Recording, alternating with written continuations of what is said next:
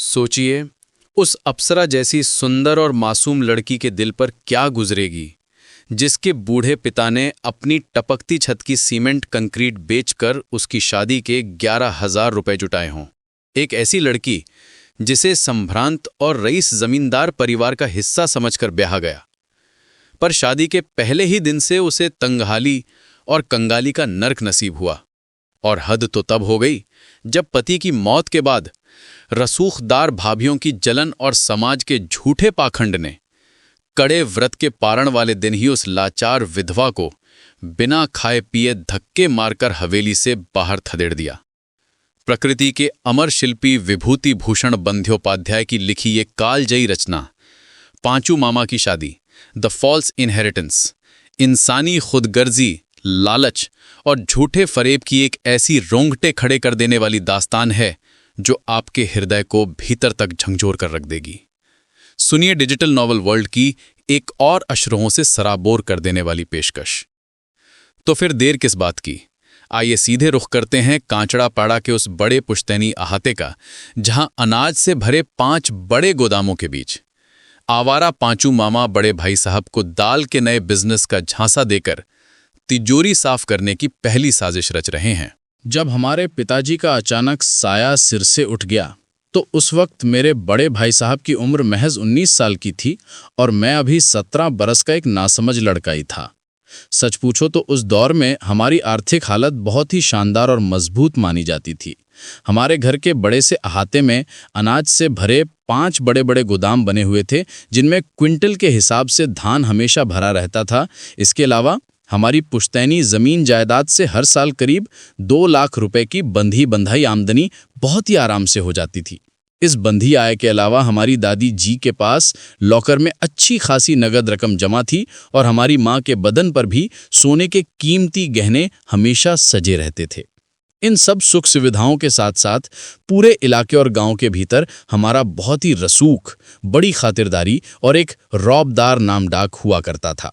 मुझे आज भी बहुत अच्छी तरह याद है कि जब मैं गांव की प्राथमिक पाठशाला में मास्टर रखाल बाबू के पास इतिहास की किताब पढ़ रहा था, तो उसमें एक बड़ा ही दिलचस्प किस्सा आया था। इतिहास के उस पन्ने पे लिखा था कि बंगाल के किसी नवाब का बेटा अपने वालिद की वफात के बाद जब गद्दी पर बैठा तो उसने देखा कि उसके खजाने में लाखों सोने की अशर्फियां, हजारों की संख्या में हाथी, घोड़े, पैदल सैनिक और एक बहुत ही विशाल फौज खड़ी है। अपनी इस बेहिसाब दौलत को देखकर उस नए नवाब का दिमाग पूरी तरह से घूम गया और उसने दिल्ली के बादशाह की गुलामी मानने से खुलेआम इनकार कर दिया। सच पूछो तो पिताजी के जाने के बाद हमारी हालत भी कुछ वैसी ही हो गई थी।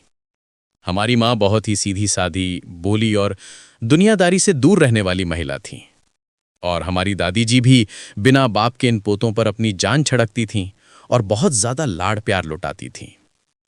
अब घर के भीतर हमारे ऊपर कड़ा पहरा बिठाने वाला या हमारी बदमाशी पर लगाम कसने वाला कोई बड़ा बुजुर्ग मर्द बचा नहीं था। ऐसी बेफिक्री और ऐशो आराम के माहौल में हमारे जैसे कम उम्र लड़कों का दिमाग 7वें आसमान पर ना पहुंच जाए, भला ऐसा कैसे मुमकिन था? नवाबों के उस रास्ते पर बड़े भाई साहब नहीं, बड़े होने के नाते हमारे आगे आगे कदम बढ़ाया था। सबसे पहले उन्हीं का मिजाज बदला और उन्हीं का दिमाग 7वें आसमान पर पहुंचा।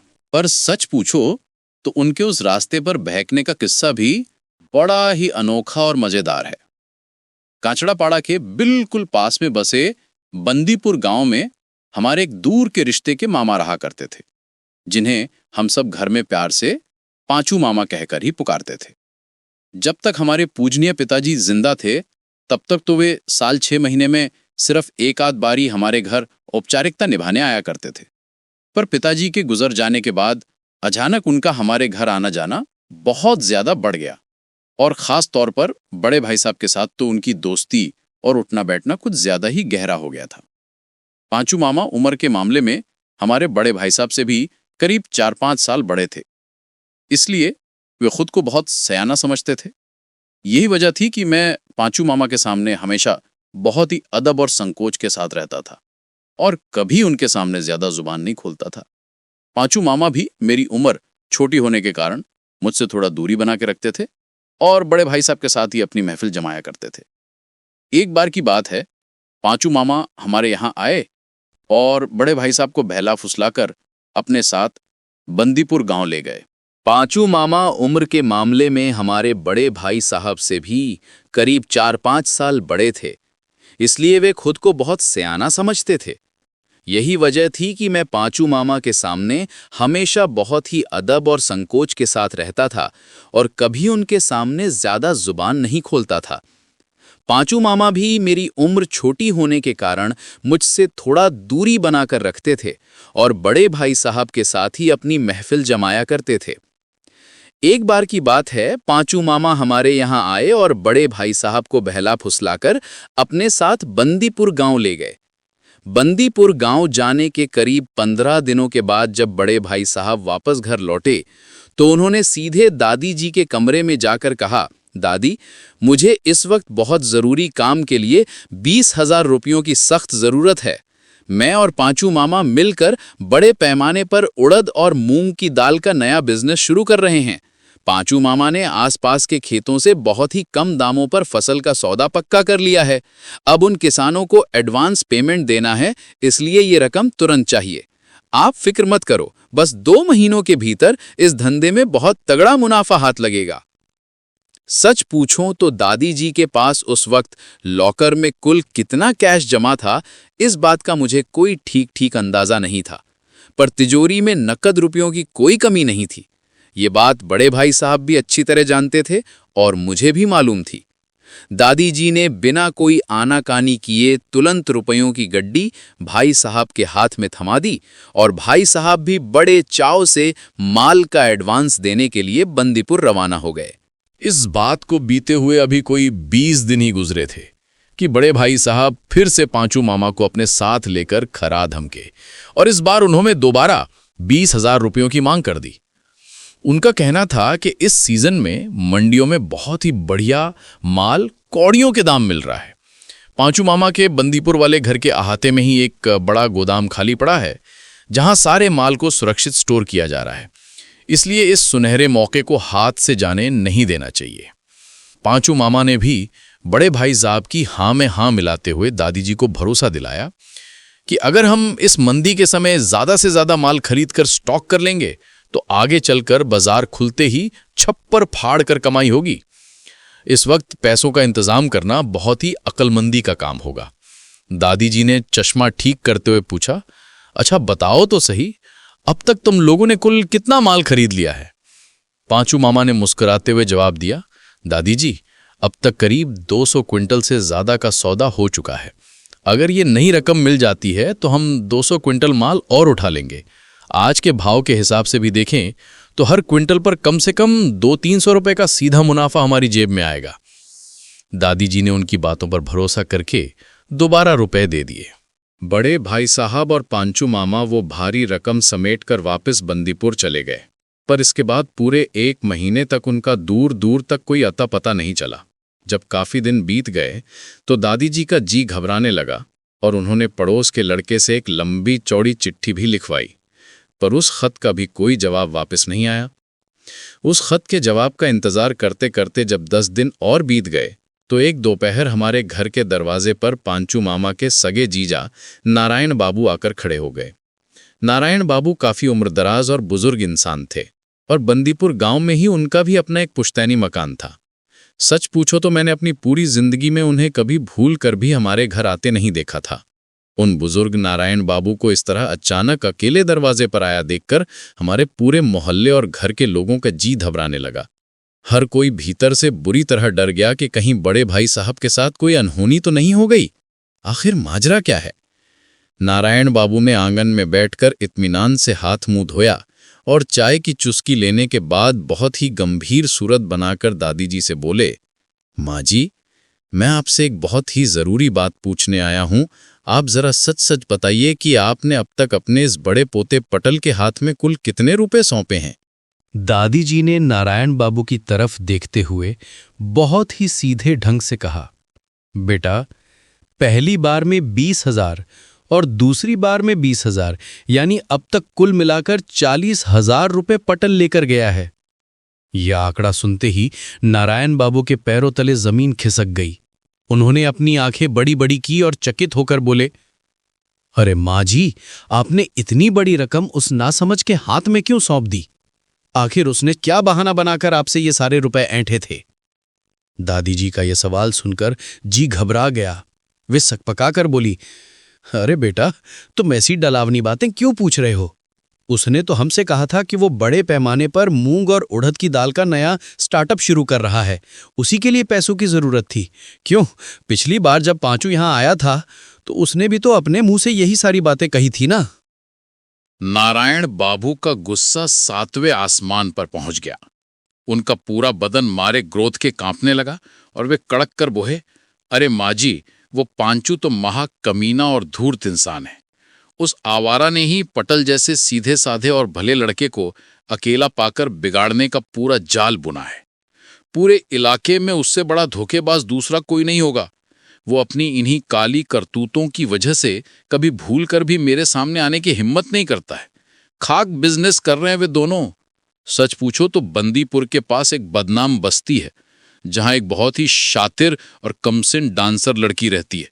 ये दोनों रात दिन अपनी महंगी गाड़ियां लेकर उसी के कोठे पर चक्कर काटते हैं और आपने जो 40,000 रुपए दिए हैं वे सारे के सारे उस लड़की की खातिरदारी और अय्याशी में उड़ चुके हैं। वाह रे बिजनेस! ये कड़वा सच सुनते ही हमारी माँ और दादी जी के होश उड़ गए और वे दोनों सिर पर हाथ रखकर फर्श पर बैठ गईं।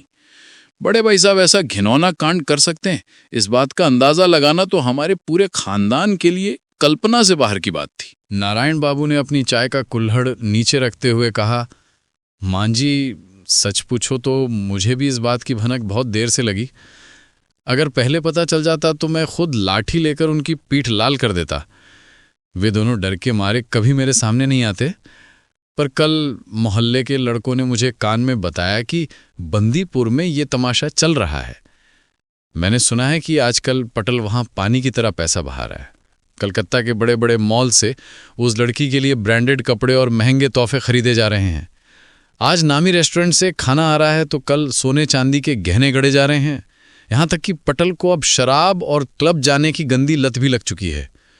बस यही सब सुनकर मेरा जी घबरा गया और मैंने सोचा कि एक बार खुद चलकर आपसे पूछूं कि क्या सचमुच आपने उन्हें इतने रुपए दिए हैं। इसी चिंता में आज मैं सुबह की पहली ट्रेन पकड़कर यहां आया हूं। दादी जी अपने आंसू रोक नहीं पाईं और छाती पीट कर रोने लगीं। हमारे स्वर्गीय पिताजी ने दिन रात एक करके खून पसीना बहाकर ये पाई पाई जोड़ी थी। घर के दोनों लड़के अभी पूरी तरह नासमझ और नादान हैं और तिजोरी में जो कुछ भी जमा पूंजी बची थी वो केवल इसलिए थी कि कल को आड़े वक्त में परिवार के काम आ सके। अभी मेरी 2 छोटी बहनों की पढ़ाई और उनकी शादियों का पूरा खर्च उठाना बाकी था। ऐसे मुश्किल दौर में एक बेसहारा विधवा की गाढ़ी कमाई के 40,000 रुपए एक नाचने वाली लड़की के कदमों में इस तरह लुटा दिए जाएं, ये दुख बर्दाश्त से बाहर था। उस पूरी काली रात हमारे घर के भीतर बस रोना धोना और गंभीर मंत्रणा चलती रही।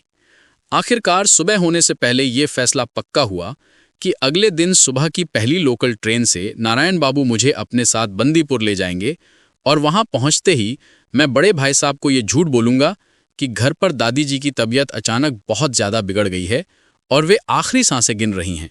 बस यही बहाना बनाकर मैं कल ही भाई साहब को वापस घर खींच लाऊंगा। बंदीपुर गांव जाने के लिए मदनपुर स्टेशन पर उतरना पड़ता है। वहां से खेतों के बीच बने कच्चे रास्तों पर करीब 5-6 किलोमीटर पैदल नापने के बाद जब हम बंदीपुर पहुंचे तो ढलती हुई दोपहर का वक्त हो चुका था।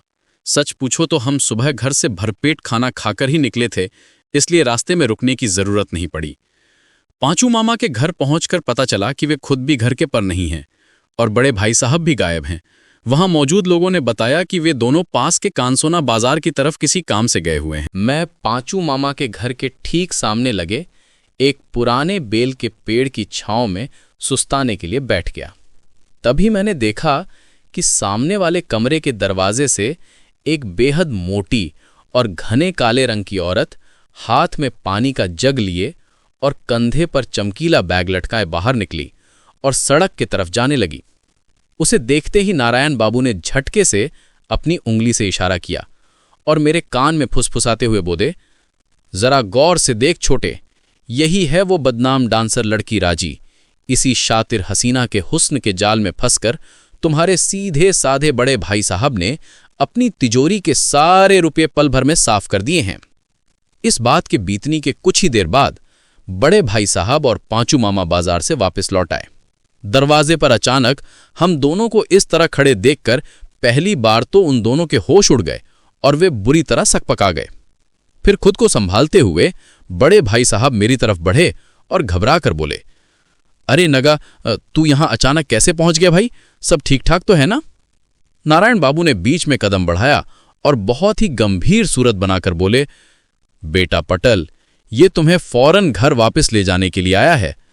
तुम्हारी बूढ़ी दादी जी की तबीयत अचानक बहुत ज्यादा बिगड़ गई है और डॉक्टर ने हाथ खड़े कर दिए हैं। दादी जी की बीमारी की खबर सुनते ही भाई साहब का चेहरा पीला पड़ गया।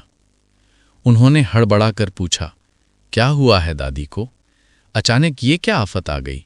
बड़े भाई साहब ने बहुत ही उम्मीद और डर से भरी नजरों से सीधे मेरे चेहरे की तरफ देखा। उस वक्त घबराहट के मारे बेदम हो चुके भाई साहब के उस उदास और उतरे हुए चेहरे की तरफ देखने की मुझ में हिम्मत ही नहीं बची। मेरा दिल भीतर से बुरी तरह कचोटने लगा और पल भर के लिए तो मेरा जी घबरा गया कि मैं खुद आगे बढ़कर उन्हें सारा सच सच बता दूं कि ये सब एक नाटक है। पर तभी मेरे बाल मन में ये डर बैठ गया कि अगर मैंने सच उगल दिया तो भाई साहब कभी वापस घर नहीं लौटेंगे। बस फिर क्या था, उसी रात की आखिरी लोकल ट्रेन पकड़कर मैं बड़े भाई साहब को साथ लेकर वापस अपने गांव लौट आया। घर की चौखट पर कदम रखते ही बड़े भाई साहब पर दुखों का पहाड़ टूट पड़ा और दादी जी और माँ ने उन्हें आड़े हाथों लेते हुए बहुत बुरी तरह फटकार लगाई। अपनी इस सरेआम बेइज्जती से चिढ़कर भाई साहब ने अपनी सफाई देने के बजाय सीधे बुजुर्ग नारायण बाबू को ही कोसना शुरू कर दिया और उन्हें न जाने क्या क्या भला बुरा कह डाला। वे चिल्लाकर बोले, दादी, तुम इस बूढ़े की झूठी बातों में कैसे आ सकती हो? किसने कहा कि मैंने दाल का कोई स्टॉक नहीं खरीदा है? अभी भी 20 क्विंटल माल सीधे बंदीपुर के गोदाम में सुरक्षित रखा हुआ है और बाकी बची हुई सारी फसल मैंने किसानों के घरों पर ही एडवांस देकर बुक करवा रखी है, जिसे ज़रूरत पड़ते ही हम कभी भी उठा सकते हैं। और ये राजी नाम की लड़की आखिर है कौन? मैं तो अपनी जिंदगी में ऐसी किसी लड़की को दूर दूर तक जानता तक नहीं। सच पूछो तो इस पूरी दुनिया में नारायण बाबू जैसा कपटी, जासूस और धूर्त इंसान दूसरा कोई नहीं मिलेगा। वे मुझसे अपने निजी खर्चे के लिए कुछ रुपए उधार मांग रहे थे, पर मैंने बिजनेस का पैसा देने से साफ मना कर दिया। बस इसी खुन्नस में वे मेरे खिलाफ गांव-गांव ऐसी गंदी और झूठी अफवाहें फैलाते फिर रहे थे। पर अब पानी सिर के ऊपर से गुजर चुका था। माँ और दादी जी ने बड़े भाई साहब की इन मनगढ़ंत दलीलों पर रत्ती भर भी भरोसा नहीं किया। इस हाई वोल्टेज ड्रामे को बीते हुए जब करीब 1 महीना गुजर गया तो एक दिन दोपहर को पांचू मामा बड़े ही ठाठ से दोबारा हमारे घर आ धमके। उन्हें देखते ही दादी जी का पारा 7वें आसमान पर पहुंच गया। उन्होंने चश्मा नाक पर टिकाया और कड़क कर बोली, जरा इधर आओ पेचू, मेरी बात कान खोलकर सुन लो। तुम बड़े आए थे मेरे सीधे साधे पोटे को शहर ले जाकर बड़ा बिजनेसमैन बनाने वाले। जो 40,000 रुपए तुम स्टार्टअप के नाम पर यहां से बटोर कर ले गए थे, जरा मुझे भी तो इस पूरे पैसे का पाई पाई का हिसाब दिखाओ। मैं भी देखूं कि मेरी गाढ़ी कमाई के वे सारे रुपए आखिर किस खाते में जमा हुए हैं। पांचू मामा के मुंह से तो मानो 24 घंटे बातों के पटाखे छूटते रहते थे। उन्होंने पूरे जोश में अपने हाथ पांव हिला हिलाकर दादी जी को ऐसा चक्करदार ताना बाना समझाया कि रुपया डूबना तो बहुत दूर की बात है। बस 2 महीने का धीरज और धर लो, फिर देखना कि इसी 40,000 की रकम पर कम से कम 15,000 रुपए का शुद्ध मुनाफा अपनी तिजोरी में आकर गिरेगा। उन्होंने कसम खाते हुए कहा कि जब वो असली फायदा और मूल रकम एक साथ लाकर दादी जी की हथेली पर रखेंगे तभी चैन की सांस लेंगे। पांचू मामा ने अपना रोना रोते हुए कहा कि मेरी तो किस्मत ही खोटी है। मैं जिसके भले के लिए दिन रात एक करता हूं, वही आखिर में मुझे धोखेबाज और चोर समझ बैठता है। खैर, वे इस बात से बिल्कुल दुखी नहीं है। उनका तो बस एक ही मकसद है कि किसी भी तरह वो असली पूंजी सही सलामत दादी जी के हाथों में सौंप दी जाए ताकि उनके सिर का ये भारी बोझ उतर सके। जब तक वे ऐसा नहीं कर देते तब तक रात के सन्नाटे में उनकी आंखों से नींद पूरी तरह गायब रहेगी। पांचू मामा की इस लच्छेदार और वजनदार भाषणबाजी का ऐसा जादुई असर हुआ कि दादी जी का खोया हुआ भरोसा पल भर में वापस लौट आया। इसका नतीजा ये निकला कि पांचू मामा सारी डांट फटकार को भुलाकर बड़े ही ठाठ से हमारे घर पर ही टिक गए। बड़े भाई साहब को तो वे पहले ही अपनी सोहबत में बिगाड़ चुके थे और अब की बार उन्होंने बहुत ही शातिर तरीके से मेरे पीछे अपना जाल बिछाना शुरू कर दिया और देखते ही देखते उन्हें इस नापाक इरादे में भी कमाल की कामयाबी हासिल हो गई। सच पूछो तो कुछ ही दिनों के भीतर मेरी अक्ल पर ऐसा पत्थर पड़ा कि मुझे खुद ऐसा महसूस होने लगा कि मैं इस आवारागर्दी के मामले में अपने बड़े भाई साहब को भी बहुत पीछे छोड़ चुका हूं। उस वक्त तक मेरी शादी नहीं हुई थी, जबकि बड़े भाई साहब का सेहरा अभी कुछ ही समय पहले बंधा था। मैं घर के धंधे और खेतीबाड़ी के न जाने कितने झूठे बहाने बनाकर दादी जी की अलमारी से मोटी रकम ऐंठ लाता था और फिर पांचू मामा की सलाह के मुताबिक उसे दोनों हाथों से लुटा देता था।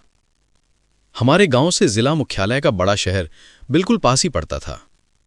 हम अक्सर किसी न किसी काम का बहाना बनाकर उस चमचमाते शहर की तरफ निकल जाते थे और वहां के क्लबों और पबों के चक्कर में मैं और पांचू मामा अक्सर पूरी पूरी रात घर वापस नहीं लौटते थे।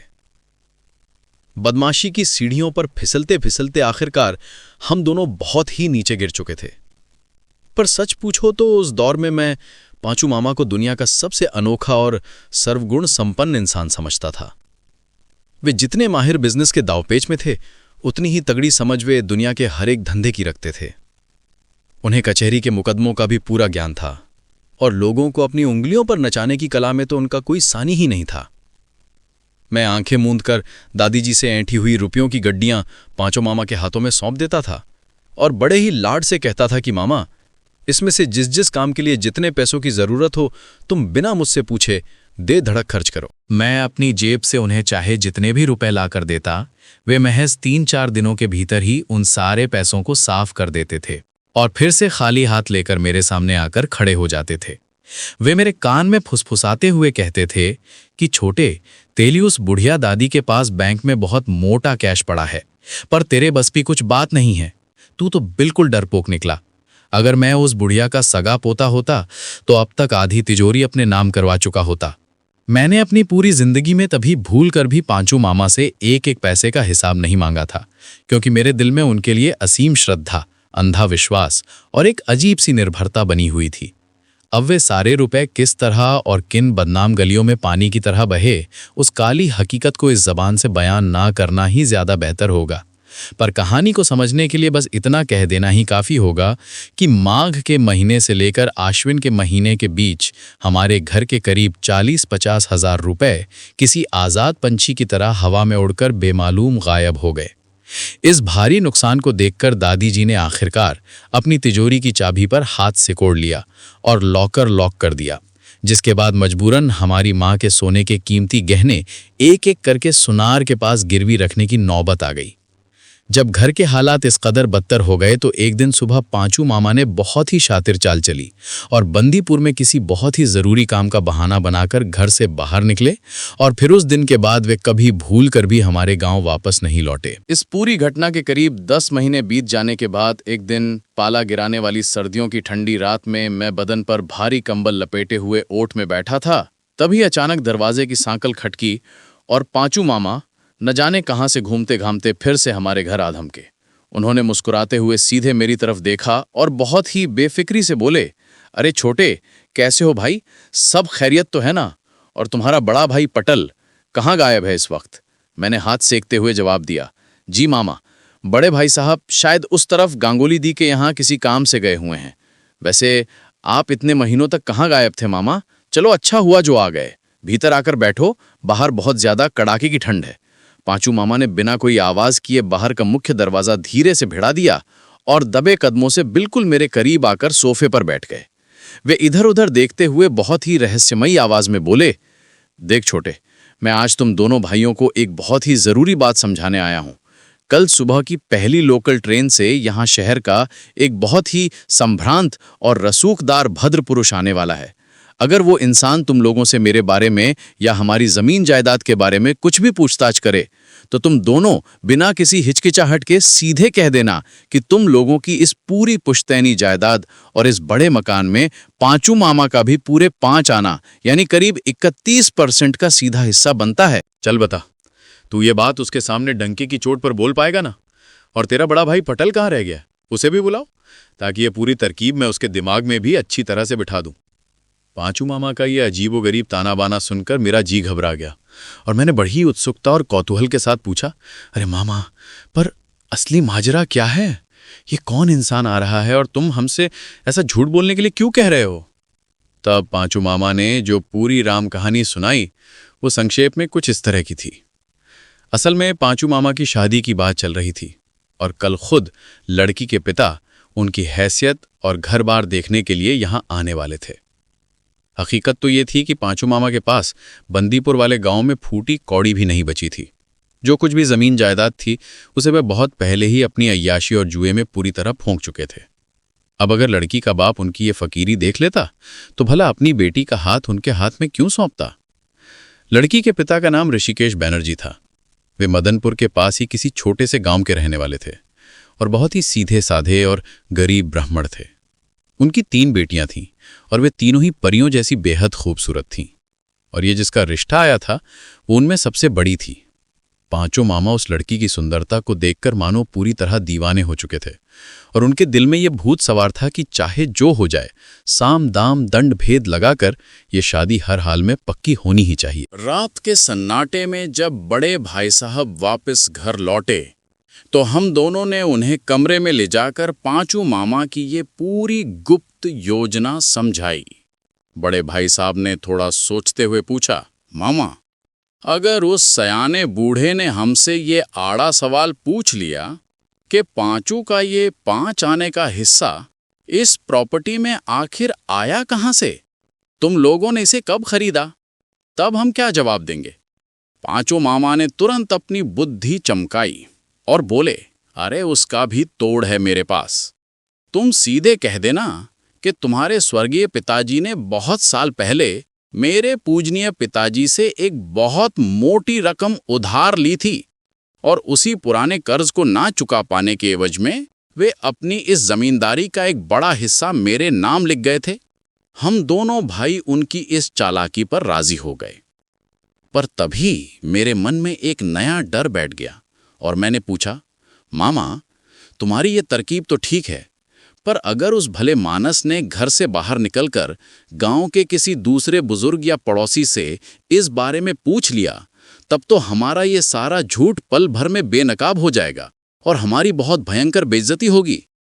पर हमारे पांचों मामा तो ठहरे शातिर खिलाड़ी, वे इस बात का भी पूरा इंतजाम करके आए थे।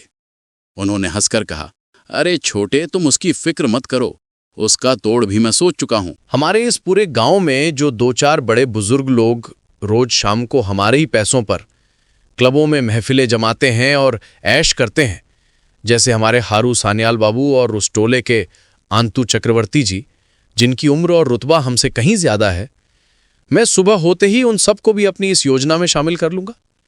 जब हम सब मिलकर एक ही राग अलापेंगे तो किसी की इतनी मजाल नहीं होगी कि कोई हमारे सामने ना कह सके। कल जब वो लड़की का बाप यहां आएगा तो ये सारे बुजुर्ग गवाह बनकर उसके सामने हाजिर हो जाएंगे और हमारी हर झूठी बात पर अपनी पक्की मोहर लगा देंगे। अगले दिन सुबह होते ही हमने अपनी मंडली के उन सभी रसूखदार लोगों को बुलाकर ये पूरा किस्सा समझा दिया। वो सब के सब पल भर में हमारी हाँ में हाँ मिलाने को राजी हो गए और सच पूछो तो उनके पास हमारी बात मानने के अलावा दूसरा कोई रास्ता भी नहीं था, क्योंकि उनका पूरा धंधा ही हमारे पैसों पर टिका था। दोपहर के करीब 2 बजने ही वाले थे कि लड़की के पिता ऋषिकेश बैनर्जी बड़े ही शांत भाव से हमारे घर की चौखट पर आकर खड़े हो गए। उन्होंने पांचू मामा के पहनावे और उनके बातचीत के सलीके को देखा तो पहली नजर में उन्हें दूल्हा बहुत पसंद आ गया। इसके बाद औपचारिकताएं खत्म हुई और चाय के कुल्हड़ों के बीच असली मुद्दा गरमाया, यानी लड़के की कमाई, उसकी धन दौलत और इस बड़े मकान की हिस्सेदारी की बात टेबल पर आ गई। चाय की चुस्कियों के बीच पांचू मामा ने बड़ी ही बेफिक्री से ऋषिकेश बैनर्जी के सामने पासा फेंका कि वे हमारी इस पूरी पुश्तैनी जमीन जायदाद और बड़े मकान में पूरे 5 आने के सीधे हिस्सेदार हैं। उनकी ये बात पूरी होते ही हम दोनों भाइयों ने भी बिना किसी हिचकिचाहट के उनकी हाँ में हाँ मिला दी। ऋषिकेश बैनर्जी स्वभाव से बहुत ही सीधे साधे, भोले और सीधे ग्रामीण इंसान थे और उनका पहनावा देखकर साफ समझ आ रहा था कि वे आर्थिक रूप से काफी तंग और गरीब हैं। उन्हें कोर्ट कचहरी और जमीन जायदाद के इन पेचीदा दाव पेच की रत्ती भर भी समझ नहीं थी। उन्होंने बस एक बार बहुत ही संकोच के साथ हमसे पूछा, अरे बाबू, आप दोनों तो रिश्ते में इनके सगे भांजे लगते हो, फिर भला भांजों की इस पुश्तैनी प्रॉपर्टी में आपके मामा का ये हिस्सा कहाँ से आ गया?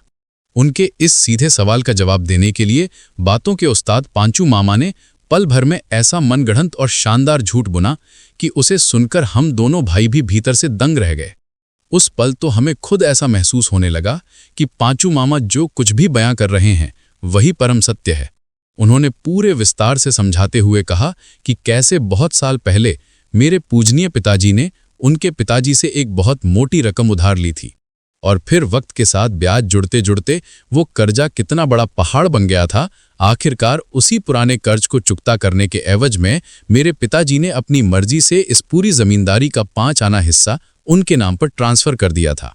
सच पूछो तो अगर उनकी जगह दुनिया का कोई भी चतुर या समझदार इंसान होता तो वह इस झूठी कहानी की सच्चाई पर तुरंत शक कर बैठता और 100 तरह के सवाल दाग देता। पर ऋषिकेश बैनर्जी के उस निष्कपट मन में हमारे इस जाल को लेकर रत्ती भर भी संदेह नहीं जागा। उन्होंने हमारी हर बात पर आंखें मूंदकर भरोसा कर लिया। हमारे घर पर दोपहर का भरपेट खाना खाने और खातेदारी का आनंद लेने के बाद शाम ढलने से पहले बैनर्जी महाशय वापस अपने गांव के लिए रवाना हो गए।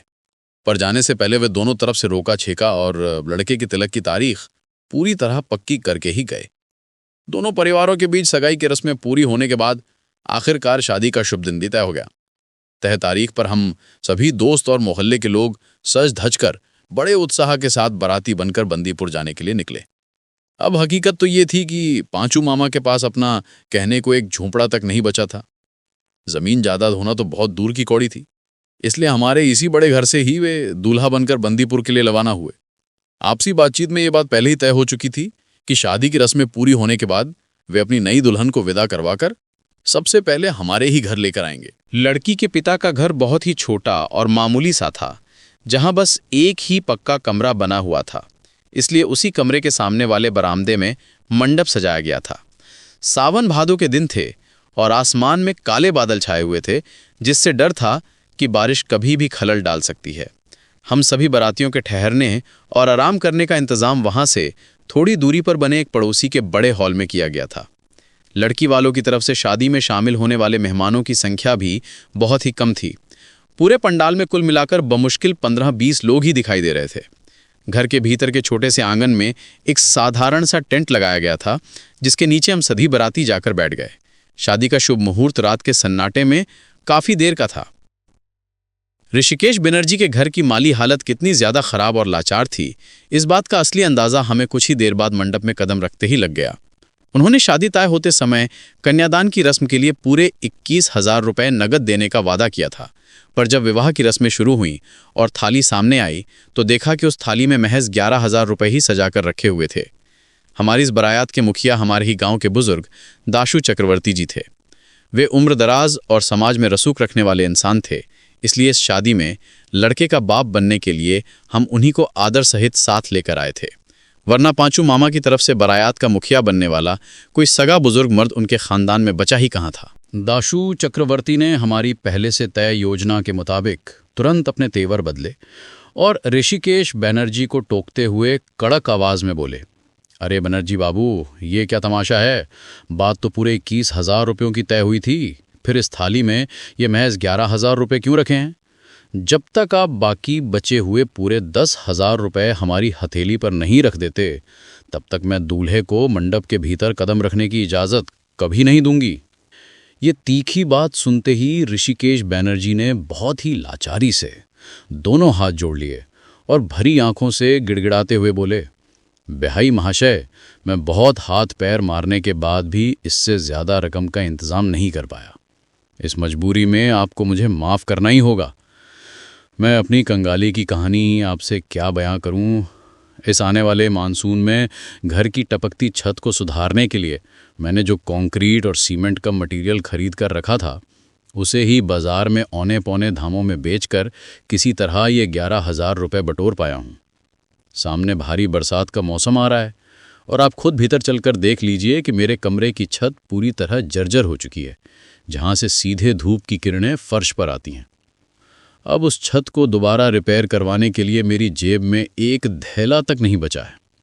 सच पूछो तो अगर आगे कहीं से पैसों का जुगाड़ हो भी गया तो इस उमस भरे जेठ के महीने में मुझे दुकान पर वो सीमेंट का पुराना स्टॉक दोबारा कहाँ मिलने वाला है। उनकी ये लाचारी देखकर भी हम अपनी तरफ से बहस को और ज्यादा गरमा सकते थे और उन्हें आसानी से छोड़ने वाले नहीं थे। हम उनसे साफ कह सकते थे कि अरे बैनर्जी बाबू, आपकी छत टूटी है या साबुत है, इससे भला हमारी बारात का क्या वास्ता। जब इतनी सुंदर बेटी की शादी करनी निकले थे तो पहले से सारा बजट बनाकर क्यों नहीं रखा। लो संभालो अपनी इस शादी और विदाई के ड्रामे को। हम दूल्हे को अभी इस मंडप से उठाकर वापस ले जा रहे हैं। हम सब तो बस माहौल का मजा लेने के लिए ये कड़े तेवर दिखा रहे थे, पर तभी मैंने देखा कि पास बैठे हमारे पांचू मामा के चेहरे की हवाइयां उड़ने लगी थीं और वे बुरी तरह छटपटाने लगे थे। उनके दिल में ये खौफ बैठ गया था कि कहीं इन रुपयों के चक्कर में हम सचमुच शादी ना तोड़वा दें या इस शुभ काम में कोई बहुत बड़ा बवंडर खड़ा कर दें।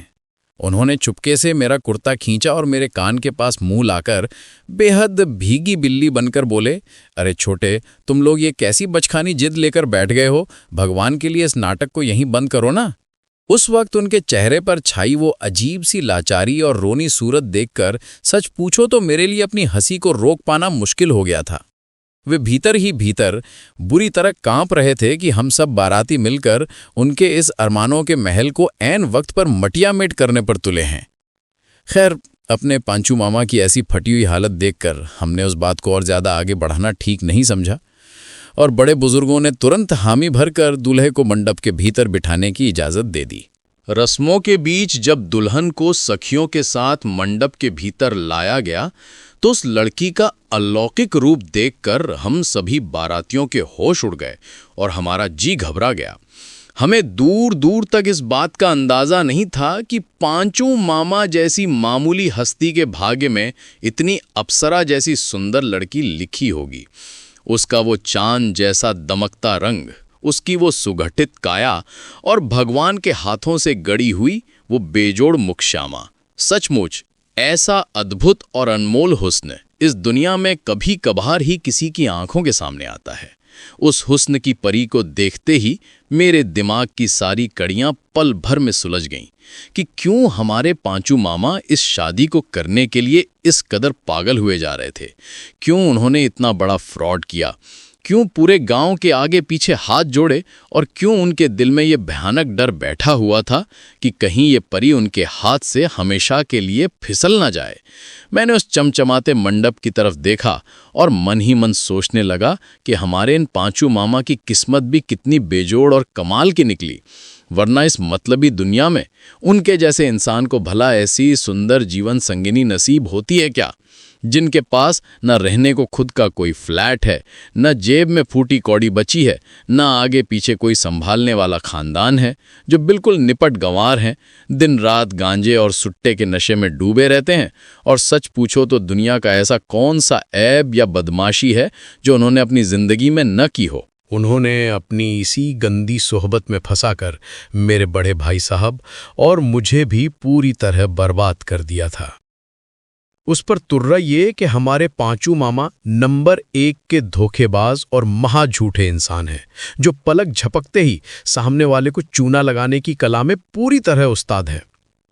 ये पूरी शादी भी तो वे इतने बड़े फरेब की बुनियाद पर ही कर रहे थे।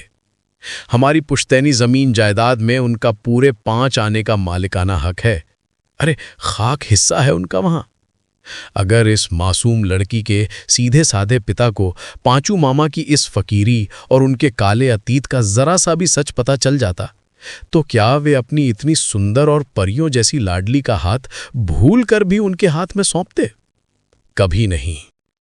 खैर, हमें भला दूसरों के इन सब फरेब और दावपेच की बातों से क्या वास्ता था। शादी की सारी रस्में और प्रीति भोज का कार्यक्रम बहुत ही शांति से पूरा हो गया और अगले दिन विदाई करवाकर दूल्हा दुल्हन सीधे हमारे घर पर आके उतर गए। पर इस शादी में एक बात पहले से ही बिल्कुल साफ और तय हो चुकी थी कि नई दुल्हन के स्वागत की बड़ी रिसेप्शन पार्टी हमारे इस बड़े मकान में बिल्कुल नहीं रखी जाएगी। इसके पीछे सीधी सी वजह यह थी कि अगर हमारे इस रसूखदार और नामी घराने में बहू भोज का जलसा सजना था तो उसे हमारे खानदान की इज्जत और रुतबे के मुताबिक बहुत ही आलीशान और ठाठ बाट के साथ ही करना पड़ता, वरना पूरे समाज और रिश्तेदारों में हमारी थू थू हो जाती कि इतने अमीर लोग और ऐसा मामूली इंतजाम। अब उस तगड़े जश्न का लाखों रुपए का भारी भरकम खर्च भला कौन उठाता? इसी वजह से हमारी दादी जी ने पांचू मामा को पहले ही कड़े शब्दों में समझा दिया था कि पेचो, तुम अपनी नई दुल्हन को विदा करवाकर कुछ दिनों के लिए यहां हमारे पास जरूर ले आओ, पर उसके बाद तुम्हें उसे अपने उसी पुश्तैनी फ्लैट पर ले जाना होगा। अपनी इस शादी का बचा हुआ सारा कामकाज तुम वहीं अपने पैतृक घर पर जाकर निपटाना, हमारे यहां इस तामझाम के लिए कोई जगह नहीं है। बस फिर क्या था, पांचू मामा कुछ दिन हमारे यहां मेहमान बनकर रहने के बाद अपनी नई नवेली दुल्हन को साथ लेकर वापस अपने बंदीपुर वाले फ्लैट पर चले गए। सच पूछो तो हमारी माँ दिल की बेहद साफ, भोली और एक बहुत ही ईमानदार महिला थीं। उन्हें इस कड़वे सच की रत्ती भर भी भनक नहीं थी कि पांचू मामा ने इस शादी का सौदा पक्का करने के लिए पीठ पीछे कैसा घिनौना और भयंकर फरेब रचा था, और लड़की वाले सीधे साधे बूढ़े के सामने हमारी पुश्तैनी प्रॉपर्टी में अपनी झूठी हिस्सेदारी का कैसा जाल बुना था। माँ जब भी उस नई दुल्हन का भोला चेहरा देखती तो उनके मुंह से स्वतः ही निकल पड़ता था कि हमारे पेंचों की बहू तो साक्षात रूप की देवी दुर्गा जैसी लगती है, पर इस बेचारी मासूम लड़की की किस्मत बहुत ही खोटी निकली। पांचू भले ही मेरा सगा ममेरा भाई लगता हो, पर मैं उसकी असलियत अच्छी तरह जानती हूं। न जाने उस लाचार बूढ़े बाप की अक्ल पर कैसा पत्थर पड़ा था कि उसने अपनी ऐसी परियों जैसी सुंदर बेटी का हाथ इस नक्कारा लड़के के हाथ में सौंप दिया। ये तो वही कहावत हो गई कि किसी जंगली बंदर के गले में मोतियों का कीमती हार पहना दिया गया हो। हमारी माँ को क्या मालूम था कि पर्दे के पीछे का असली खेल क्या था। उस मासूम लड़की के सीधे साधे पिता का इसमें कोई कसूर नहीं था।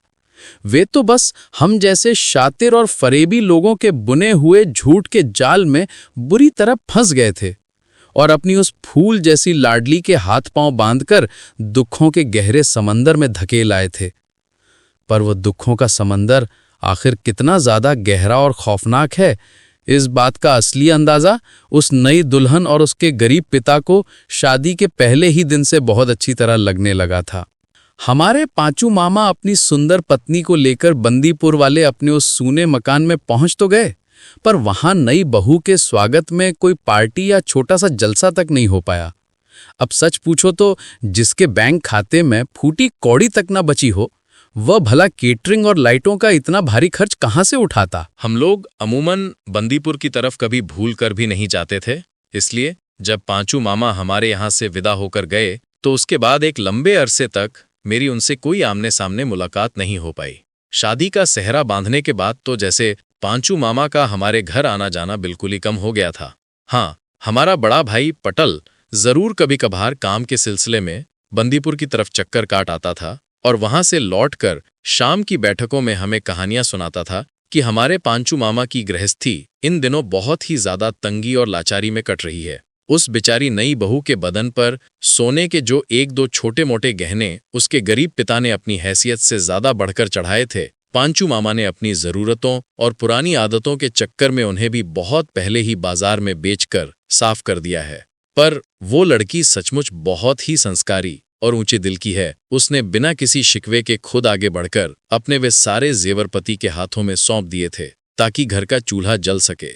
इसी कश्मकश और तंगी के बीच जिंदगी के करीब 3-4 साल का लंबा समय पंख लगाकर उड़ गया। फिर एक दिन सुबह के वक्त अचानक बंदीपुर से एक बहुत ही दुखद और काली खबर आई कि हमारे पांचू मामा अब इस दुनिया में नहीं रहे और हमेशा के लिए अपनी आंखें मूंद चुके हैं। वे अपनी कम उम्र से ही दिन रात गांजे, सुट्टे और शराब जैसी गंदी नशीली चीजों के आदी हो चुके थे, जिससे उनका लिवर बहुत पहले ही पूरी तरह सड़कर डैमेज हो चुका था और अंत में किडनी फेलियर की गंभीर बीमारी के कारण उनके बदन ने पूरी तरह साथ छोड़ दिया। घर में तंगी का यह आलम था कि आखिरी वक्त में उन्हें किसी अच्छे अस्पताल में ले जाना तो दूर, उनके इलाज और सही दवा गोली तक का कोई इंतजाम नहीं हो पाया था और वे तड़प तड़प कर दम तोड़ गए। इस दुखद हादसे के करीब 15 दिनों के बाद एक सुबह की बात है। मैं अपने घर के बाहरी अहाते में बैठा हुआ बड़े ही चाव से अपनी फिशिंग रॉड चमका रहा था। उस वक्त बड़े भाई साहब घर पर नहीं थे। वे सुबह सुबह ही किसी काम से बाहर निकल चुके थे और हमारी बूढ़ी दादी जी भी पवित्र गंगा स्नान के लिए नदी के घाट की तरफ गई हुई थीं। सुबह का सुहाना सन्नाटा छाया हुआ था। तभी अचानक हमारे मुख्य दरवाजे के ठीक सामने आकर एक कमर्शियल टैक्सी रुकी। गाड़ी का दरवाजा खुला और उसमें से बहुत ही मायूस कदमों के साथ ऋषिकेश बैनर्जी और उनकी सफेद लिबास पहने विधवा बेटी नीचे उतरे। मैं अपनी फिशिंग रॉड को वहीं फर्श पर छोड़कर तुरंत दौड़कर गाड़ी के पास पहुंचा। मैंने अपनी उस बेहद खूबसूरत और लाचार विधवा मामी जी के पैर छूकर उनका आशीर्वाद लिया और उनके ठीक पीछे खड़े बैनर्जी महाशय के चरणों में भी अपना सिर झुकाया। सच पूछो तो उस सफेद साधारण साड़ी में भी वो लड़की साक्षात रूप की देवी और किसी पवित्र अग्निबाण की तरह दमक रही थी।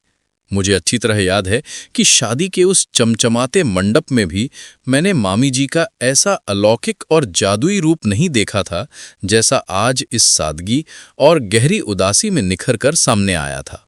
मैं अपनी उस रूपसी मामी जी को आदर सहित घर के भीतर ले गया और उन्हें रसोई में बैठी अपनी माँ के पास छोड़कर वापस बाहर आया और बरामदे में ऋषिकेश बैनर्जी के पास सोफे पर बैठ गया। बनर्जी बाबू ने एक ठंडी सांस ली और बहुत ही भारी आवाज में बोले, बेटा पांचू, विधाता को जो मंजूर था वो तो हो चुका। अब उस कड़वे सच को बदला नहीं जा सकता है और ना ही समय का पहिया पीछे घूम सकता है। मेरी इस लाडली की उम्र अभी महज 19 साल ही तो है। इसके इस उजड़े हुए चेहरे की तरफ मुझसे तो भूल कर भी देखा नहीं जाता है। आज हालात इस कदर बदतर हो चुके हैं कि घर में शाम का चूल्हा जलना भी मुहाल है। तुम्हारा वो पांचों मामा अपनी मौत के बाद बैंक खाते में एक फूटी कौड़ी तक छोड़कर नहीं गया है जिससे ये बेचारी 2 वक्त की सूखी रोटी का भी जुगाड़ कर सके। मैंने आसपास के लोगों से हाथ जोड़कर और कर्ज उठाकर किसी तरह उसका क्रियाकर्म और अंतिम संस्कार का सारा काम पूरे सलीके से पूरा करवाया है ताकि मेरी बेटी शुद्ध हो सके। मैंने सोचा कि पहले इस बच्ची को इस बड़ी विपत्ति से बाहर निकालूं और उसके बाद पांचों की इस बड़े मकान में जो 5 आने की हिस्सेदारी है उसके मुनाफे से इस भारी कर्ज को चुकाने का रास्ता ढूंढा जाएगा। बस इसी बड़ी उम्मीद को दिल में जगाकर आज मैं अपनी बेटी को साथ लेकर तुम्हारे दरवाजे पर आया हूं। उसकी वहां बंदीपुर वाले फ्लैट पर बहुत ही भयंकर दुर्दशा हो रही थी। सच पूछो तो वहां ऐसी लाचारी थी कि दिन में एक बार भी पेट भर सादा खाना नसीब नहीं उड़ा था। उसके बदन पर ढंग का एक कपड़ा तक नहीं बचा था। मैंने अपनी जेब कटवाकर कर्ज के पैसों से यह एक साधारण सी सफेद साड़ी उसे खरीद कर दी है जिसे पहनकर वो आज यहां आई है। मेरी घर की माली हालत तो तुम अपनी आंखों से देख ही चुके हो। अभी मेरी 2 छोटी बेटियों की पढ़ाई और उनकी शादियां अधर में लटकी हुई हैं और घर में खाने वाले आश्रितों की एक बहुत बड़ी फौज खड़ी है। मैं जब उन सबको ही 2 वक्त की रोटी ढंग से नहीं दे पा रहा हूं तो इस विधवा बेटी को अपने साथ वापस ले जाकर कहाँ रखूंगा और इसे क्या खिलाऊंगा। अब यहां पुश्तैनी जायदाद में पांचू का जो 5 आने का मालिकाना हक बनता है, कम से कम उसके मुनाफे से मेरी इस बच्ची का आगे का गुजारा तो बहुत ही आराम से हो जाएगा। तुम सब लोग मिलकर उस हिस्से का सारा पुराना कर्ज चुकता कर दो और जो बाकी का रेंट या प्रॉफिट बचे उसी से इसी अहाते के एक कोने में इसके लिए एक छोटा सा 1 BHK फ्लैट बनवा दो। वो तो अभी उम्र में बहुत छोटी है और इन सांसारिक दांवपेच और कागजी कार्रवाइयों के बारे में कुछ भी नहीं समझती है, इसलिए मैं खुद आगे बढ़कर इसे यहां लेकर आया हूं। मेरी बेटी भी रास्ते में मुझसे रोते हुए कह रही थी कि पापा चलो मेरे साथ वहीं चलते हैं, तुम खुद वहां खड़े रहकर मेरे आगे की जिंदगी का कोई पक्का इंतजाम करवा दो। वैसे भी वो दोनों भाई बहुत ही नेकदिल और शरीफ इंसान हैं। उनके साथ बैठकर शांति से मशवरा करेंगे और प्रॉपर्टी के उस 5 आने के हिस्से से जो भी मासिक आय बनेगी उसी से मेरा आगे का बिल वाउचर सेट हो जाएगा। वैसे भी उस बंदीपुर के सूने और जर्जर मकान में रहकर अब उसका क्या भला होने वाला है, जहां सिवाय टूटी दीवारों और सन्नाटे के कुछ नहीं बचा है। जब उसका असली हक और सारी धन दौलत इसी शहर के इस बड़े मकान में है तो यहीं पर एक छोटा सा आशियाना बनाकर वो अपनी बाकी की जिंदगी गुजार लेगी। बैनर्जी महाशय लगातार अपनी ही धुन में यह लंबा चौड़ा भाषण दिए जा रहे थे। पर उनकी बातें सुनते ही पल भर के लिए मेरा जी घबरा गया और मेरे पैरों तले जमीन खिसक गई। मैंने तुरंत हाथ उठाकर उनकी उस लंबी बातचीत को बीच में ही रोका और बहुत ही अचरज और चकित होने का नाटक करते हुए ऊंचे सुर में पूछा, अरे बनर्जी बाबू, आप ये कैसी बहकी बहकी बातें कर रहे हैं? भला किस प्रॉपर्टी और किस पाचाने के हिस्से की बात कर रहे हैं आप हमसे? ऋषिकेश बनर्जी ने अपनी बात पर जोर देते हुए कहा, अरे बेटा, मैं उसी हिस्से की बात कर रहा हूं जो पांचू का यहाँ की प्रॉपर्टी में अधिकार बनता है। अब उसकी मौत के बाद तो वो सारा मालिकाना हक कानूनी रूप से मेरी इसी बेटी को ही मिलेगा ना। तुम लोगों की इस इतनी बड़ी पुश्तैनी जायदाद और बिजनेस का 5 आना हिस्सा भला कोई छोटी मोटी बात तो है नहीं। उस हिस्से से होने वाली मासिक कमाई से मेरी इस बच्ची के लिए 2 वक्त का शुद्ध शाकाहारी खाना और साल में 4 नए ब्रांडेड कपड़े बहुत ही हंसते खेलते और आराम से नसीब हो जाएंगे। मैंने अपने चेहरे पर एक बहुत ही विनीत और झूठी मुस्कान सजाई और बेहद शराफत भरे लहजे में शांत होकर कहा, बनर्जी बाबू, मुझे अफसोस है कि आप बहुत बड़ी गलतफहमी का शिकार हो गए हैं। हमारी इस पूरी पुश्तैनी जमीन जायदाद या इस बड़े मकान में हमारे पांचू मामा का दूर दूर तक कोई हिस्सा या कोई ओनरशिप कभी थी ही नहीं। ये सुनते ही ऋषिकेश बनर्जी के होश उड़ गए और वे चिल्लाकर बोले, क्या ये तुम कैसी अनर्थ बात कह रहे हो भाई? बनर्जी बाबू पल भर के लिए तो बिल्कुल हक्का बक्का होकर जड़ पड़ गए, पर अगले ही पल न जाने क्या सोचकर उन्होंने खुद को संभाला और ऊंचे सुर में चीखते हुए बोले, हिस्सा नहीं है? ये भला कैसी मनगढ़ंत कहानी सुना रहे हो तुम मुझे? इस शादी का रिश्ता पक्की होने से पहले खुद तुम दोनों भाइयों ने और तुम्हारे घर के बुजुर्गों ने अपने मुंह से कसम खा के कहा था कि इस पूरी प्रॉपर्टी में 5 आने का सीधा हिस्सा पांचू का है। क्या तुम सबने उस दिन मुझसे ये झूठ नहीं बोला था? अब जब वो बेचारा मर चुका है तो तुम लोग इस अनाथ लड़की को अकेला और लाचार पाकर धोखाधड़ी करने का गंदा प्लान बना रहे हो। तुम सब मिलकर मेरी इस मासूम बच्ची को ठगने की फिराक में बैठे हो और अब मुंह उठाकर कह रहे हो कि यहां कोई हिस्सा ही नहीं है। भला ऐसे कहने से काम चल जाएगा क्या? उनकी ये कड़क और इल्जाम लगाने वाली बात सुनते ही मेरा भी पारा 7वें आसमान पर पहुंच गया और मेरे भीतर का सारा धीरज जवाब दे गया। मैंने अपनी आवाज को थोड़ा सख्त किया और गुस्से में कहा, देखिए बनर्जी बाबू, आप सुबह सुबह हमारे दरवाजे पर आकर ये फालतू का तमाशा और चीखो पुकार क्यों मचा रहे हैं? सच पूछो तो आपको कोर्ट कचहरी, कानूनी कागजात और जमीन जायदाद के इन पेचीदा नियमों की रत्ती भर भी समझ नहीं है, तभी आप बच्चों जैसी बहकी बहकी बातें कर रहे हैं। ये कोई सुनी सुनाई बातों का खेल नहीं है। ये सीधे रजिस्ट्री ऑफिस के पक्के सरकारी स्टैम्प पेपर, डिजिटल डीड और नामांतरण के रिकॉर्ड का कानूनी मामला है। किसी की पुश्तैनी धन दौलत रास्ते के किनारे पेड़ से गिरा हुआ कोई फल नहीं है कि जो भी राहगीर वहां से गुजरे वो उसे चुपके से उठा के अपनी जेब में डाल ले। मेरे स्वर्गीय पिताजी यदु चक्रवर्ती जी का नाम इस पूरे इलाके और 7 गांवों के बड़े बड़े रसूखदार लोगों के बीच बड़े ही आदर और खौफ के साथ लिया जाता था। वे भला किस मजबूरी में आकर बंदीपुर के उस आवारा और कंगाल पांचू राय के खानदान के नाम अपनी इस जमींदारी का 5 आना हिस्सा बेचने जाएंगे? आप इन सब हवाई बातों को अपने दिमाग से तुरंत निकाल दीजिए। जो कुछ भी आपने आज तक सुना है वो बिल्कुल झूठ और बकवास था। अगर आपको अभी भी मेरी इस साफ बात पर रत्ती भर भी भरोसा नहीं हो रहा है तो आप खुद शहर के सब रजिस्ट्रार ऑफिस में जाकर 200-400 रुपए की सरकारी फीस जमा कीजिए और पिछले 20 सालों के सारे डिजिटल लैंड रिकॉर्ड्स खुद अपनी आंखों से खंगाल कर देख लीजिए कि वहां पांचू के नाम का कोई पक्का रजिस्टर्ड दस्तावेज मौजूद है या नहीं। हम तो मान लीजिए कि घर के कागजात आपसे छिपा सकते हैं, पर सरकारी कंप्यूटर के रिकॉर्ड से तो कोई भी सच छुपाया नहीं जा सकता है ना। मुख्य दरवाजे पर बनर्जी बाबू के इस तरह जोर जोर से चिल्लाने और हंगामे की आवाज सुनकर आसपास के 2-4 पड़ोसी और मोहल्ले के लोग भी हमारे अहाते में आकर इकट्ठे हो गए। वे सब भी ऋषिकेश बनर्जी के उस भोलेपन और इस कदर नासमझी पर बहुत ही मुश्किल से अपनी हंसी को दबा के खड़े रहे। मजे की बात तो ये देखो कि शादी के वक्त जो गांव के बुजुर्ग गवाह बनकर लड़की वालों के सामने सीना ठोक रहे थे कि पांचू मामा का यहाँ बहुत बड़ा हिस्सा है, आज वही लोग पलक झपकते ही बिल्कुल मुकर गए और बनर्जी बाबू के मुंह पर साफ कह गए कि पांचू का इस घर की जायदाद में कोई अधिकार है। ऐसी झूठी बात तो उन्होंने अपनी पूरी जिंदगी में कभी भूल कर भी नहीं सुनी है। गांव के उन सभी रसूखदार लोगों के मुंह से ये कड़वा सच सुनने के बाद आखिरकार ऋषिकेश बैनर्जी को पूरी तरह यकीन हो गया कि इन सब लोगों की बातें ही 100% सच हैं और उनके साथ बहुत बड़ा धोखा हो चुका है। वे अपना सिर पकड़कर वहीं पक्के फर्श पर बेदम होकर बैठ गए और फिर अचानक बिना किसी सोच विचार के एक लाचार और बेसहारा महिला की तरह फूट फूट कर रोने लगे।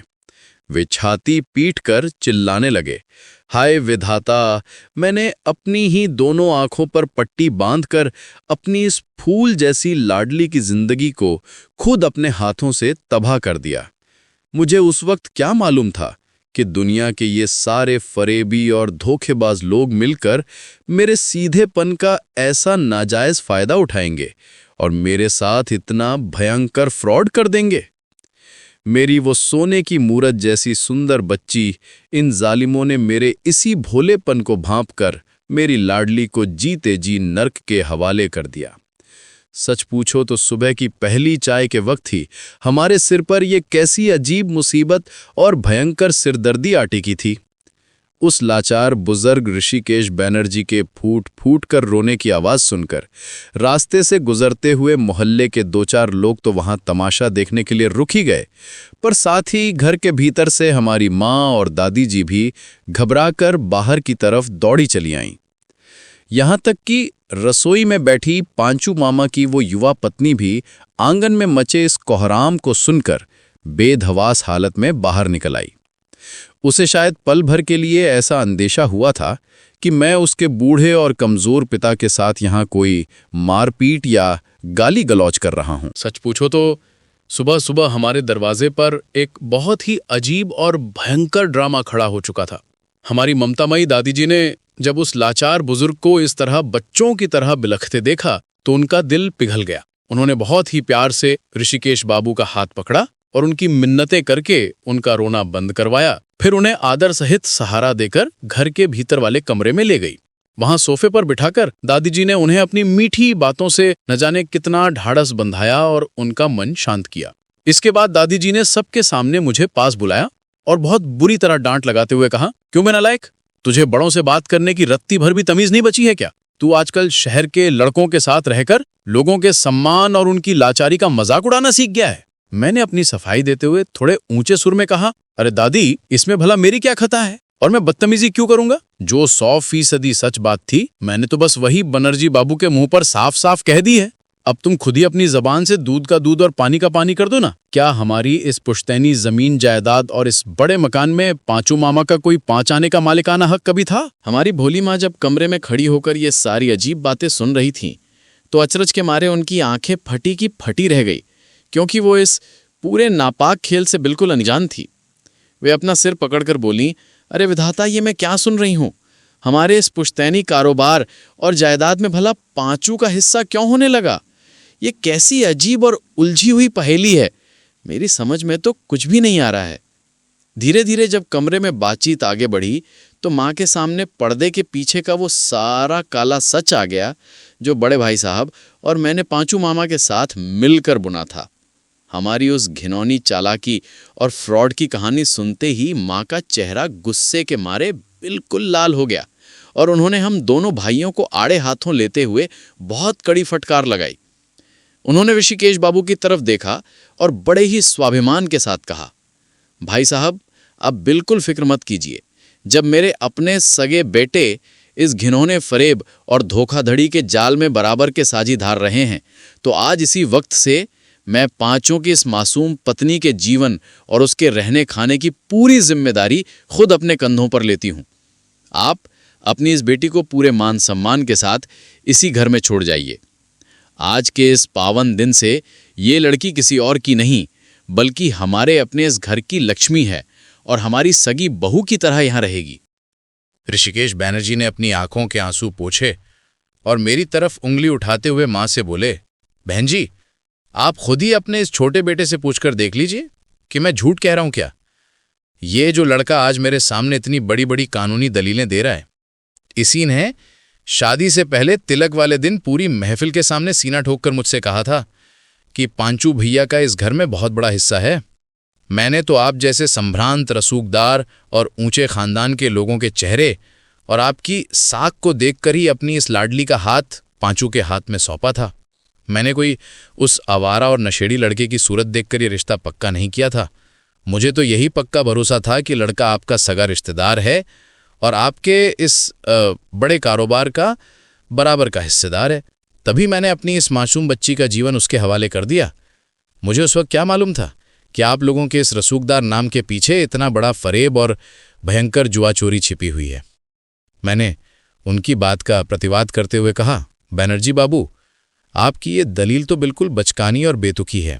अगर आज रास्ते का कोई चलता हुआ फकीर खड़े होकर ये दावा करने लगे कि टाटा और अंबानी के बिजनेस साम्राज्य में उसका बहुत बड़ा शेयर है, तो क्या महज उसके कहने से वो उस बड़ी कंपनी का मालिक बन जाएगा? दादी जी ने मेरा ये तीखा जुमला सुनते ही मुझे फिर से एक कड़क धमक दी और डांट कर बिल्कुल खामोश करवा दिया। उन्होंने बड़े ही आदर के साथ ऋषिकेश बनर्जी को हाथ मुंह धोने के लिए बाथरूम भेजा और फिर रसोई में उनके लिए गर्म खाना और चाय लगवाई, जिसे खाकर बनर्जी बाबू की सेहत थोड़ी संभली और उनका मन शांत हुआ। शाम ढलने से पहले जब ऋषिकेश बनर्जी वापस अपने गांव लौटने के लिए गाड़ी के पास जाने लगे तो उन्होंने बहुत ही भावुक होकर रोते हुए दादी जी के दोनों हाथ अपने हाथों में थाम लिए और गिड़गिड़ाते हुए बोले, माँ जी, मैं अपनी इस बच्ची को आपके इसी आंचल के भरोसे छोड़कर जा रहा हूँ। मेरी उस सूनी गृहस्थी में आश्रितों की एक बहुत बड़ी फौज खड़ी है और मेरी ऐसी लाचारी है कि मैं उन सबको 2 वक्त की सूखी रोटी तक ढंग से नहीं दे पाता हूँ। आप जैसे अमीर और बड़े लोगों के लिए तो हाथ का मैल झाड़ने जैसा मामूली सा काम भी किसी बहुत बड़े पहाड़ जैसा सहारा बन सकता है। मेरी इस अभागन बेटी को बस अपने यहाँ एक कोने में पनाह दे दीजिए और 2 वक्त का सादा खाना देकर इसकी लाज बचा लीजिए। हमारी माँ और दादी जी ने उस रोते हुए बुजुर्ग के सिर पर हाथ रखा और बहुत ही सांत्वना देते हुए बोली, अरे भाई साहब, आप अपने दिल को इस कदर छोटा क्यों कर रहे हैं? हमारी बहू बड़े ही आराम से इसी घर में हमारे साथ रहेगी। पांचू की ये पत्नी हमारे लिए कोई पराई लड़की नहीं है, यह हमारे ही परिवार का हिस्सा है। अब क्या कीजिएगा, विधाता का लेख ही कुछ ऐसा क्रूर था कि इस बेचारी मासूम का भाग्य इतनी कम उम्र में ही अचानक अंधकार से घिर गया। उसी दिन के बाद से पांचू मामा की पत्नी हमारे इसी बड़े परिवार का हिस्सा बनकर हमेशा के लिए यहीं रह गईं। सच पूछो तो जब तक हमारी माँ और दादी जी जिंदा थीं तब तक तो वे इस घर में बहुत ही आराम और सुख चैन के साथ रहीं और उन्हें किसी बात की कोई कमी नहीं खलने पाई। पर वक्त का पहिया तेजी से घूमा और वे दोनों बड़े बुजुर्ग एक एक करके इस नश्वर दुनिया को छोड़कर स्वर्ग सिधार गए। बड़े भाई साहब का सेहरा तो पहले ही बन चुका था और कुछ समय के बाद मेरी भी शादी हो गई। इधर कुछ ही दिनों के भीतर उधर बंदीपुर वाले गांव में ऋषिकेश बनर्जी का भी अचानक देहांत हो गया। अब तो पांचू मामा की लाचार पत्नी के लिए इस पूरी दुनिया में अपने मायके लौट जाने का आखिरी रास्ता और कोई आसरा भी हमेशा के लिए बंद हो चुका था। घर के भीतर अब माहौल पूरी तरह बदल चुका था और दोनों नई बहू ने अपने अपने आराम और पसंद के हिसाब से पूरे घर की व्यवस्था और चाबियों पर अपना कब्जा जमा लिया था। पांचू मामा की पत्नी का इस घर में टिके रहना उन दोनों नई बहुओं की आंखों में पहले ही दिन से खटक रहा था और वे इसे एक नाजायज घुसपैठ मानती थीं। अब तो हालात ये हो गए थे कि रसोई में मामूली सा नमक तेल कम होने जैसी जरा सी बात पर भी वे दोनों मिलकर पांचू मामा की पत्नी को सरेआम ताने मारना और बुरी तरह जलील करना शुरू कर देती थी। इस भारी नफरत के पीछे सच पूछो तो एक बहुत बड़ा और अजीब कारण छिपा हुआ था। हमारी वो मामी जी कुदरत की तरफ से एक असाधारण और बेजोड़ रूप की मूरत थीं।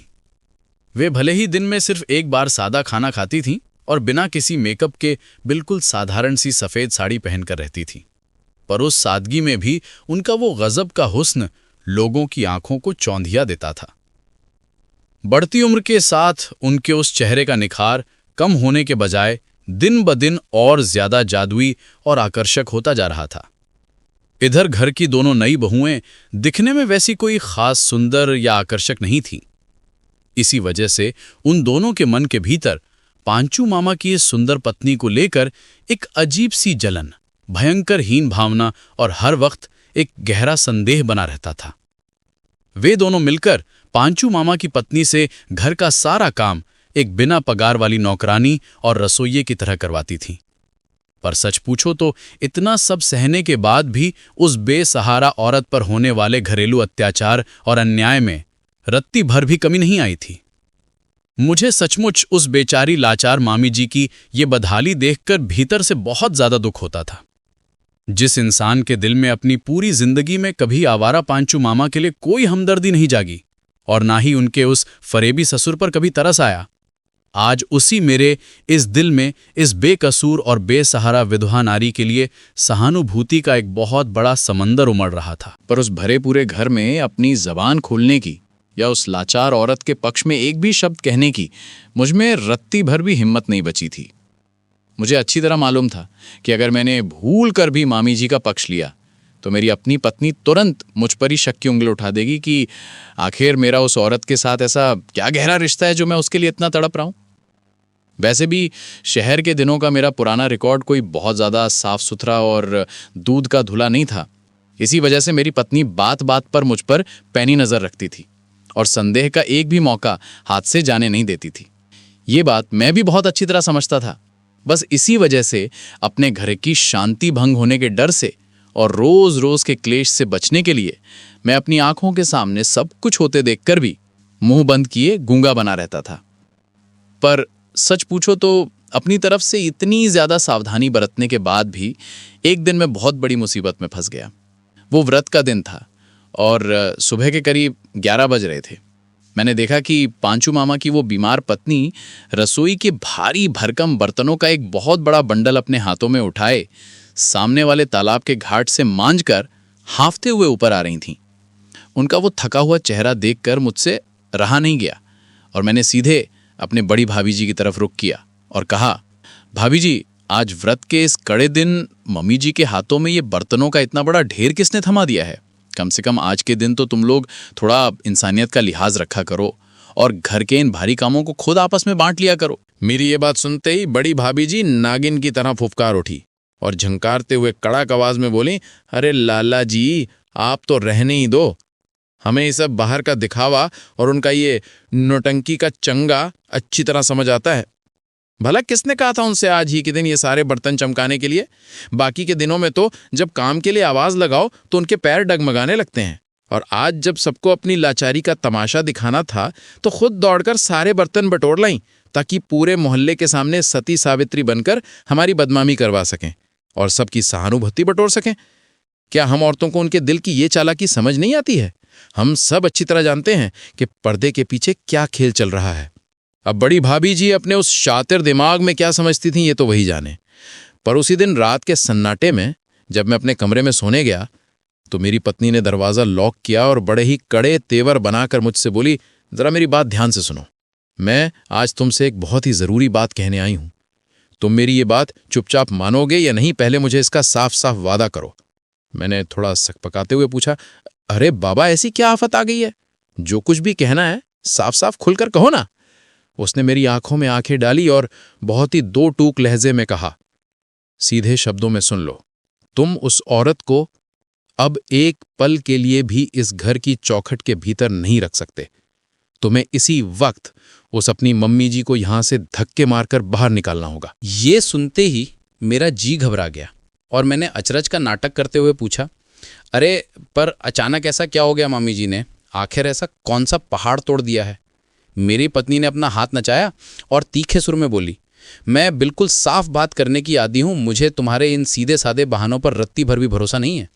वो कोई तुम्हारी सगी या असली मामी तो लगती नहीं है, बस दूर का एक झूठा और बनावटी रिश्ता ही तो है।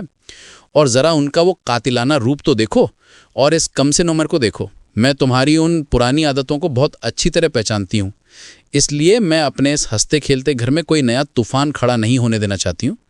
तुम कृपा करके इस बला को इसी वक्त यहाँ से दूर हटाओ, क्योंकि मुझे आगे के लक्षण बिल्कुल भी अच्छे दिखाई नहीं दे रहे हैं।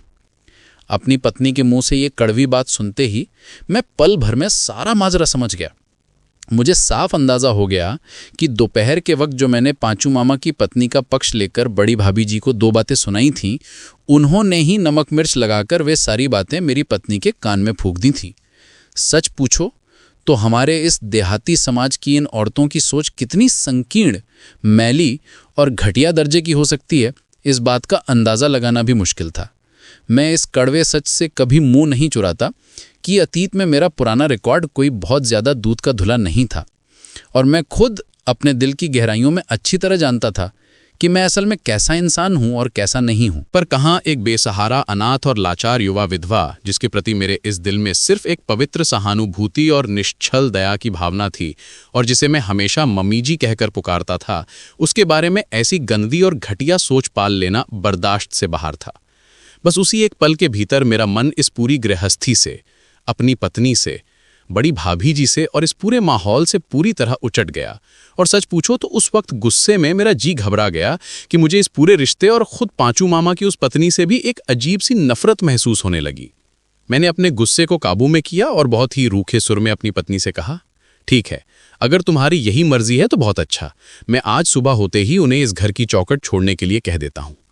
पर मन ही मन मैंने ये खूंखार प्लान बनाया कि मैं सुबह उस लाचार औरत को सबके सामने इतने कड़े और बेरहम शब्दों में डांटकर बाहर निकालूंगा कि मेरी ये बदतमीजी देखकर खुद मेरी पत्नी और बड़ी भाभी जी भी भीतर से कांप उठेंगी और शर्म के मारे पानी पानी हो जाएंगी। अगले दिन सुबह सूरज निकलते ही मैंने पांचू मामा की पत्नी को आंगन में बुलाया और सबके सामने बहुत ही कड़क और बेरुखी आवाज में कहा, मम्मी जी, अब आपका हमारे इस घर में टिके रहना मुमकिन नहीं हो पाएगा, इसलिए आप अपनी सुविधानुसार इस जगह को खाली कर दीजिए। आपकी वजह से मेरे इस हंसते खेलते परिवार में रोज रोज नए क्लेश और भयंकर अशांति पैदा हो रही है, इसलिए बेहतर यही होगा कि आप इसी वक्त हमारे इस घर से विदा होकर कहीं और चली जाएं। मेरी एक कड़क आवाज सुनते ही बड़ी भाभी जी के चेहरे का रंग उड़ गया और वे अपनी ही बात से पलटते हुए हड़बड़ाकर बोलीं, अरे लाला जी, ये आप कैसी अनर्थ बात कह रहे हो? कल ही तो इनका इतना कड़ा व्रत बीता है और आज पारण का दिन है। कल पूरे दिन रात इन्होंने पानी की एक बूंद तक मुंह में नहीं डाली है और बिना कुछ खाए पिए भला ये बेचारी इस चिलचिलाती धूप में कहाँ भटकेगी? इस तरह एक भूखी विधवा को घर की चौखट से धक्के मारकर निकालने से हमारे पूरे वंश का सर्वनाश हो जाएगा और घर में भारी अमंगल की काली परछाई आ गिरेगी। बड़ी भाभी जी की ये बात सुनकर मैंने मन ही मन सोचा कि वाह हरी दुनिया, सारा नाटक अब पूरी तरह समझ आ रहा है। तुम्हें बस अपने घर के कल्याण और अमंगल की फिक्र सता रही है, पर उस बेचारी गरीब और बेसहारा लड़की का आगे इस बेरहम दुनिया में क्या हश्र होगा, इस बात का ख्याल तुम्हारे इस शातिर दिमाग में एक पल के लिए भी नहीं आता है। रुको, मैं आज तुम सबको अच्छी तरह सबक सिखाता हूं और तुम्हारे इस घर का ऐसा भारी कल्याण करवाता हूं कि तुम सब याद रखोगी। हमारी उस लाचार मामी जी ने मेरे मुंह से निकले उन तीखे और बेरहम वचनों को सुनकर पलटकर एक शब्द भी नहीं कहा और ना ही अपनी आंखों से एक भी आंसू नीचे गिरने दिया। उन्होंने बहुत ही खामोशी से कमरे के भीतर जाकर अपना एक अदद छोटा सा बैग और सारा ज़रूरी सामान समेटना शुरू कर दिया और घर छोड़ने के लिए पूरी तरह तैयार हो गईं। सच पूछो तो मैं अपने दिल की गहराइयों में ये कड़वी हकीकत बहुत अच्छी तरह जानता था कि इस पूरी दुनिया में अब उनके सिर छुपाने के लिए दूर दूर तक कोई दूसरा आशियाना या ठिकाना बचा ही नहीं था। उनके मायके वाले उस पैतृक घर में अब बस एक निखट्टू, बेरोजगार और नशेड़ी छोटा भाई बचा था, जिसके पास खुद के लिए सूखी रोटी का जुगाड़ नहीं था, तो भला वो इस विधवा बहन को दिन में एक वक्त का सादा खाना कहाँ से खिला पाता। पर ये सब कुछ जानते बूझते हुए भी आज न जाने क्यों मेरा दिल पत्थर से भी ज्यादा कठोर, जिद्दी और क्रूर हो चुका था। मैंने ठान लिया था कि कल के इतने कड़े व्रत के बाद आज पारण के दिन इन्हें बिना एक निवाला खिलाए ही इस घर की चौखट से बाहर खदेड़ कर दम लूंगा। लो, अब भोगो अपने इस हंसते खेलते संसार का सुख और करवा लो अपने घर का भारी कल्याण।